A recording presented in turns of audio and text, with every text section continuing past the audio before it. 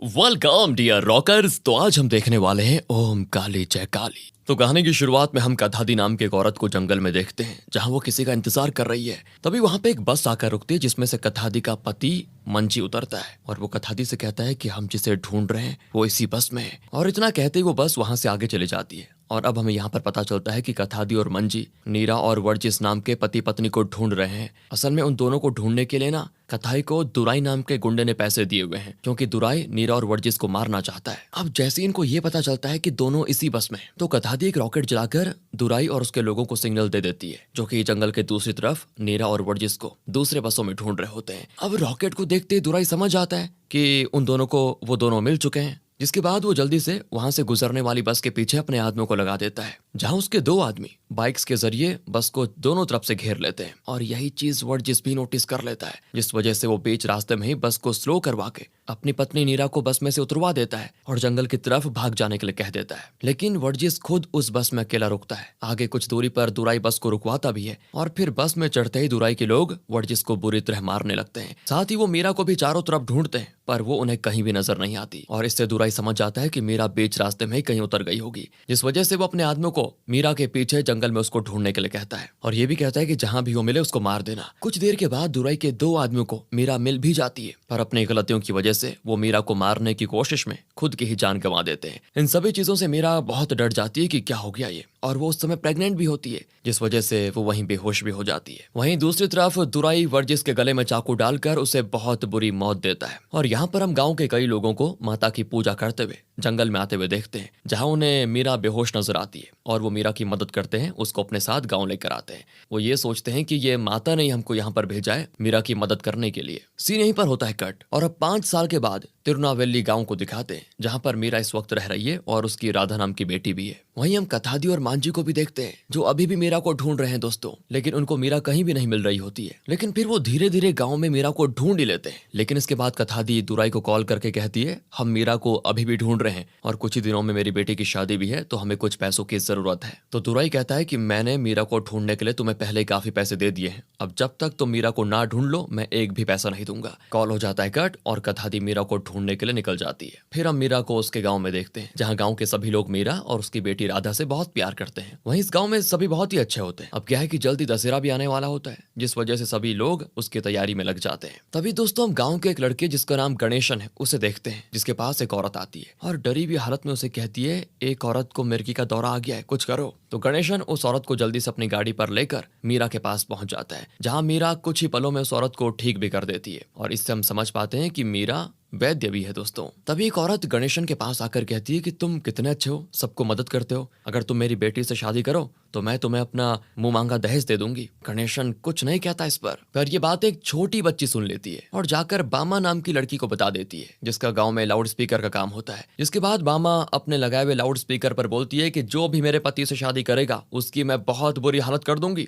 असल में बामा गणेशन से बहुत प्यार करती है और बस उसे मन ही मन अपना पति मान चुकी है। तो अब शाम को हम गणेशन और उसके दोस्त मुकंदी को एक आदमी से बात करते हुए देखते हैं, जहां उस आदमी को मुकंदी को पैसे देने थे, लेकिन अभी वो मुकर जाता है। असल में क्या है ना, मुकंदी को अच्छे खासे पैसे चाहिए होते हैं ताकि विदेश जाकर काम करे, क्योंकि उसकी 3 बहनें और उनकी शादी के लिए ढेरों पैसा चाहिए। हम मुकंदी को पैसे ना मिलने पर वो टेंशन में आ जाता है कि क्या करूं, और ये देखकर गणेशन भी दुखी हो जाता है, क्योंकि दोनों अच्छे दोस्त हैं। फिर रात में जब गांव के सभी लोग माता की पूजा कर रहे होते हैं, तभी वहां पर गणेशन बामा को रोक कर कहता है कि तुमने सुबह लाउड स्पीकर पर क्या कहा था। बामा कहती, मैंने जो भी कहा सच कहा है, मैंने हमारी शादी के लिए पूरी तैयारी भी करके रखी हुई है और साथ ही 75,000 रुपए भी जमा किए हुए हैं, जिससे हमारी शादी और हनीमून दोनों हो जाएंगे। पैसों के बारे में सुनते ही गणेशन बामा से कहता है कि मेरे पास 25,000 रुपए हैं और तुम्हारे पास 75,000, तुम अपने 75,000 मुझे दे दो, जिससे 1 लाख होकर हम मुकंदी को पैसे दे देंगे और फिर मुकंदी उन पैसों से विदेश जाकर काम करेगा और जब वो अच्छा कमा लेगा तो पैसे वापस कर देगा। लेकिन ये बातें सुनते ही बामा टेंशन में आ जाती है, पर गणेशन फिर उससे कहता है कि देखो, अगर तुमने ऐसा किया तो मैं दशहरे के खत्म होने के बाद तुमसे पक्का शादी कर लूंगा। अब ये सुनते बामा तो खुशी खुशी पैसे देने के लिए मान जाती है। वहीं हम कथादी और मांझी को उसी गांव में देखते हैं दोस्तों, जहां वो दोनों मीरा और उसकी बेटी को ढूंढ लेते हैं और इस बारे में दुराई को कॉल करके बताते भी हैं। जहां दुराई मांझी से कहता है कि तुम मीरा की बेटी को मार दो और मैं तुम्हें 15,000 के बदले 20,000 दूंगा, तो अब कथादी और मांझी वैसे बहुत गरीब होते हैं, जिस वजह से वो दुराई की बात मान लेते हैं क्योंकि उनको अपनी गरीबी दूर करनी है। और जब गांव के सभी लोग रात में माता की पूजा में लगे होते हैं तो मीरा भी राधा से दूर होती है उस समय। तभी ये मांझी राधा को किडनैप कर लेता है और जब तक मीरा को समझ आता कि राधा गायब हो चुकी है तब तक मांझी काफी दूर जा चुका था। फिर गांव के सभी लोग राधा को ढूंढने लगते हैं तो एक जगह पर गणेशन और मुकंदी को एक बोरी में खून बहता हुआ नजर आता है। मुकंदी फिर उसके अंदर हाथ डालता है जहां उसके हाथों पर भी खून लग जाता है। पर अच्छी बात यह होती है कि उस बोरी के अंदर एक मरा हुआ जानवर होता है जिसको किसने वहां पर मार के फेंक दिया था। फिर हम मांझी को देखते हैं जो राधा को पत्थर से कुचल कर मारने वाला होता है कि तभी उसको एक ट्रक उड़ा देती है दोस्तों, जिससे उसकी वहीं पर हो जाती है मौत। जिसके बाद ट्रक वाला वहां से भाग जाता है और राधा वहीं की वहीं रह जाती है। तभी कुछ देर में पुलिस ऑफिसर्स राधा को ढूंढते ढूंढते वहां पहुंच जाते हैं और उन्हें सही सलामत राधा मिल भी जाती है। फिर वो उसे मीरा और गणेशन को सौंप देते हैं। मीरा अपनी बेटी को पाकर बड़ी खुश होती है और तब वो गणेशन से कहती है मेरी बेटी को मेरे भाइयों ने ही मारने की कोशिश की है। कहानी जाती दोस्तों फ्लैशबैक में।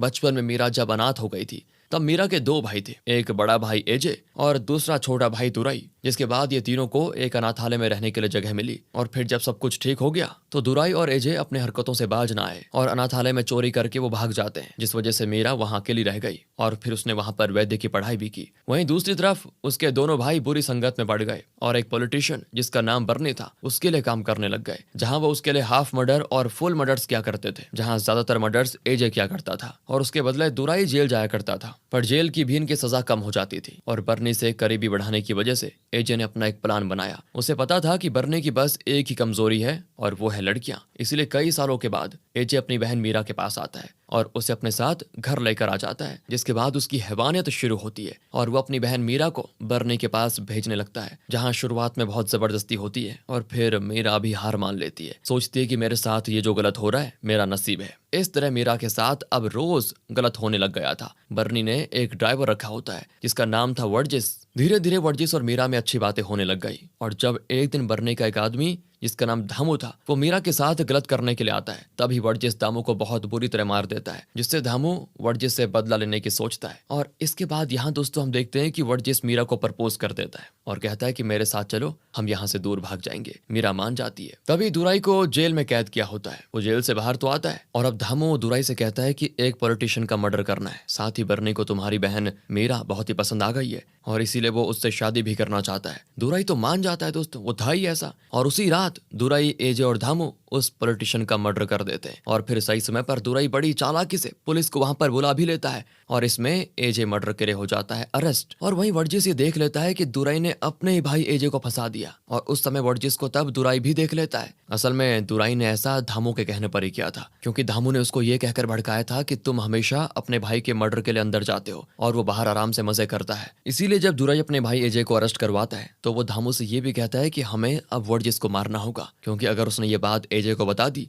उसको हमने अंदर करवाया, तो एजे हमें मार देगा। साथ ही दोस्तों धामू भी इसमें उसके साथ होता है, क्योंकि उसे शक होता है कि वर्जिस मीरा से कहीं प्यार तो नहीं करने लग गया। और ये बात सही भी होती है। आगे मीरा और वर्जिस वहां घर से भाग जाते हैं और दुराई एजे को जेल में जाकर कहता है कि मीरा और वर्जिस भाग गए हैं भाई, और अगर मीरा बर्नी से शादी कर लेती तो हम दोनों बर्नी के खास हो जाते और फिर बर्नी तुम्हें भी जेल से बाहर कर लेता। ये सुनकर एजे को बड़ा गुस्सा आता है कि आज मीरा और वर्जिस की वजह से वो जेल में है, वरना बर्नी उसको बाहर निकाल लेता। खैर दोस्तों, यहाँ मीरा और वर्जिस दूर कहीं एक गांव में जाकर रहने लगते हैं और समय भी बीतता है और वो प्रेग्नेंट भी हो जाती है। मीरा फिर एक दिन अपनी भाभी यानी एजे की पत्नी को कॉल करके बताती है कि मैं माँ बनने वाली हूँ, पर उसी वक्त वहां पर दुराई भी आ जाता है और उनकी बातों के दौरान उसे पता चल जाता है कि इस वक्त मीरा और वर्जिस किस गाँव में है और इसमें एजे की पत्नी भी उसकी मदद करती है। जिसके बाद दुराई अपने लोगों को लेकर मीरा और वर्जिस को मारने के लिए निकल पड़ता है और जैसे वर्जिस को ये बातें पता चलती है कि मीरा ने अपनी भाभी को ये बातें बता दी कि हम कहाँ पर रह रहे हैं, वो समझ जाता है कि ये खबर पक्का दुराई तक भी पहुंच गई होगी। इसीलिए वो बिना समय गंवाए मीरा को लेकर उस गांव से दूर जाने लगता है। और ये वही सीन है दोस्तों जिसे हमने मूवी की शुरुआत में देखा था, जिसमें मीरा तो बच गई थी पर वर्जिस मारा गया था। अब मीरा की कहानी सुनकर गांव वाले उसको दिलासा देने लगते हैं और कहते हैं हम तुम्हारे साथ हैं, तुम्हें कुछ नहीं होने देंगे।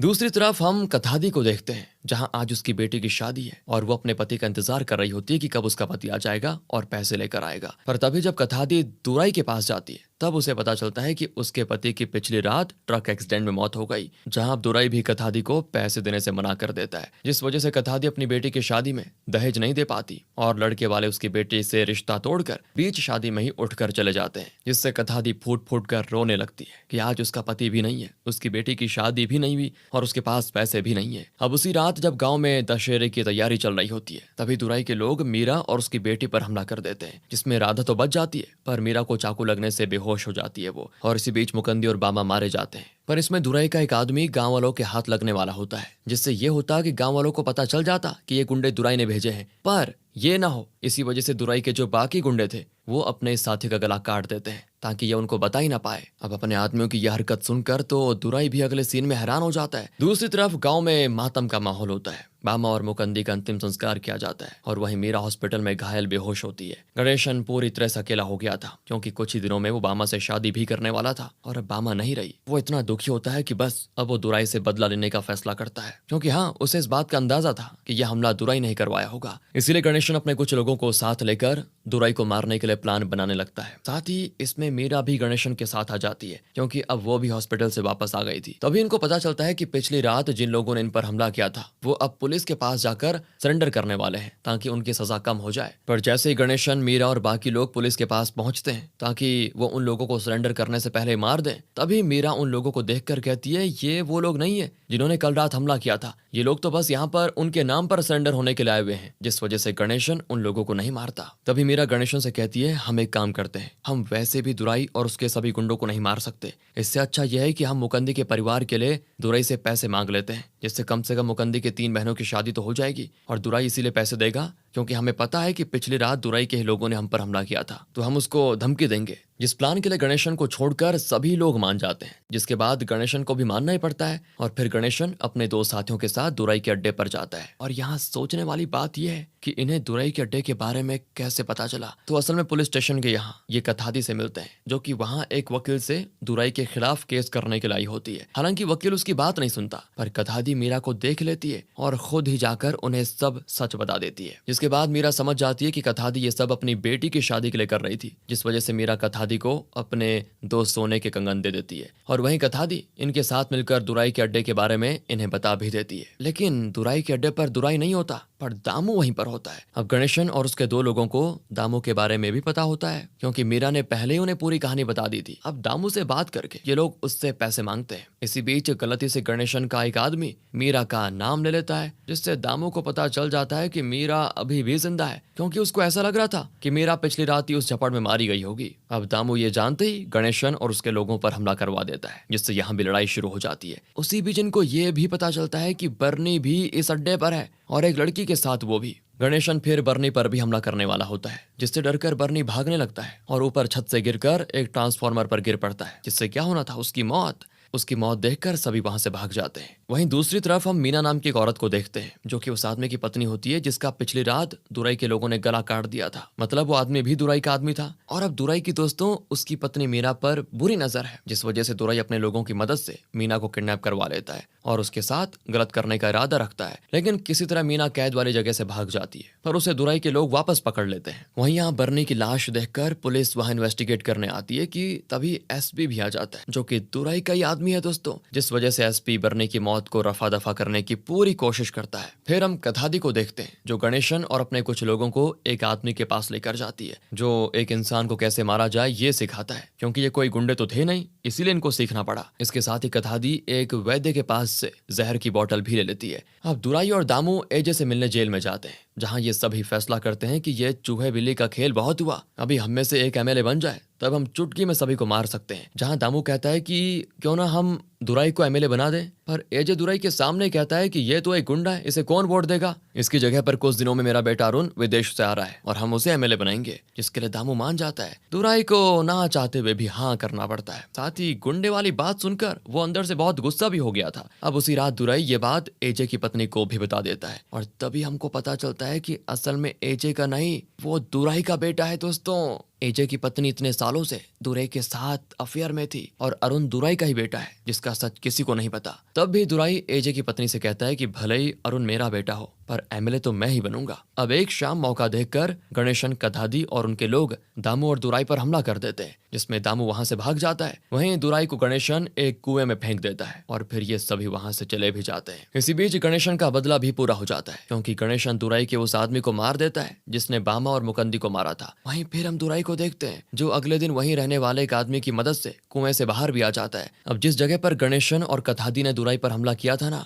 वो वही जगह थी जहां पर मीना भी कैद थी। इसलिए उस लड़ाई में ये सभी मीना को भी बचा कर ले लेते हैं और अपने साथ लेकर जाते हैं, जहां आगे मीना को पता चलता है कि मेरा पति भी गणेशन के प्यार भामा को मारने में शामिल था और साथ ही मुकंदी को मारने में भी शामिल था, जिस वजह से मीना बहुत टूट जाती है और अपनी जान देने के लिए जाती है। तब गणेशन उसको आकर रोक लेता है। फिर हम अरुण को देखते हैं, जो कि अगले दिन गांव आने वाला होता है और उसको लेने के लिए दुराई और दामू एयरपोर्ट पर जाने वाले होते हैं। अब कथादी को भी अपने आदमियों से ये बात पता चल जाती है कि जब अरुण आएगा तब वहां पर सभी लोग आएंगे, इसीलिए वो गणेशन के साथ उसी वक्त उन पर हमला करके सभी को वहीं मारने का फैसला करती है। पर उससे पहले रात में गांव वाले और गणेशन मिलकर साथ में मीरा भी कथादी की बेटी की शादी करवा देते हैं, जिससे कथादी की टेंशन ही खत्म हो जाती है। अगले दिन दुराई और दामू अरुण को एयरपोर्ट लेने आते हैं, पर तब इनको पता चलता है कि अरुण को किसी ने किडनैप कर लिया और वो किडनैपिंग किसी और ने नहीं, कथादी ने करवाई थी। दुराई और दामू भी समझ जाते हैं कि कथादी और गांव वालों ने मिलकर ही ये काम किया होगा। साथ ही कथादी दुराई का सच सबके सामने लाने के लिए हर जगह ये भी पोस्टर्स लगाने लगती है कि एजे जिस मर्डर केस में अंदर गया वो मर्डर असल में दुराई ने किया था। अब दुराई तो किसी भी तरह कथादी, गणेशन और मीरा को मारना चाहता है। सोचता है कि इससे पहले मेरा सच सभी को पता चले उन्हें मारना होगा। तो अब रात का समय होता है। दुराई दामू और अपने लोगों के साथ गांव वालों पर हमला कर देता है, पर वहीं हम देखते हैं कि अरुण दुराई के खिलाफ खड़ा हो जाता है। असल में मीरा अरुण की बुआ लगेगी ना, और वो अरुण को सब सच बता देती है कि दुराई की वजह से ही तुम्हारे पिता एजे अभी जेल में है, जिस वजह से अरुण भी इनके साथ हो जाता है। फिर वहां भी लड़ाई शुरू हो जाती है, लेकिन दामू यहाँ से किसी तरह बच के भाग जाता है। पर गणेशन गुस्से में दुराई पर हमला करके उसको एक बड़े पत्थर से बार बार हमला करके मौत दे देता है, जिसके बाद वहां एसपी पुलिस के साथ आ जाता है। पर उससे पहले सभी वहां से गायब हो जाते हैं और बचती है तो सिर्फ दुराई की लाश।